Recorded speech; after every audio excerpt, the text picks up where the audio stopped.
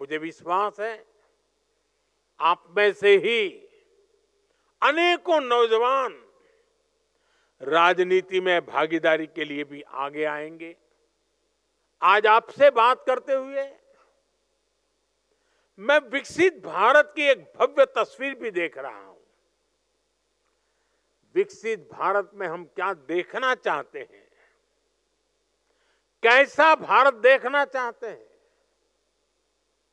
विकसित भारत यानी जो आर्थिक, सामरिक, सामाजिक और सांस्कृतिक रूप से सशक्त होगा।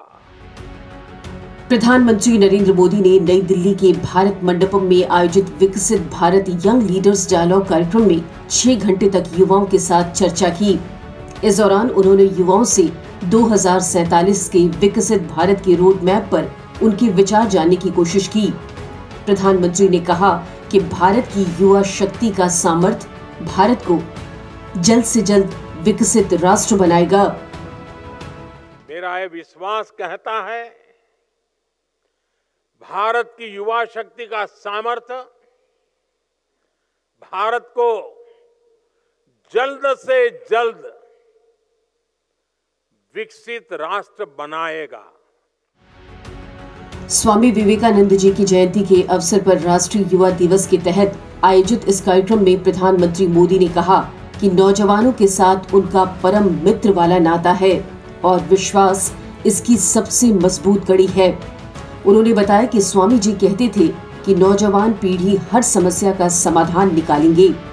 जैसे विवेकानंद जी का आप पर भरोसा था, वैसा ही भरोसा मेरा विवेकानंद जी पर है। हमें कंफर्ट जोन की आदत से बचना है। यह स्थिति बड़ी खतरनाक होती है।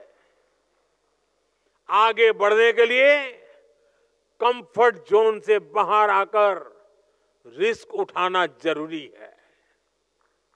इस यंग लीडर्स डायलॉग में भी युवा अपने कंफर्ट जोन से बाहर निकले तभी यहां पर भी पहुंचे। यही जीवन मंत्र आपको सफलता की नई ऊंचाई पर ले जाएगा। प्रधानमंत्री ने भारत की सफलता की कहानियां बताते हुए कहा कि देश आज कई क्षेत्रों में अपने लक्ष्यों को समय से पहले हासिल कर रहा है।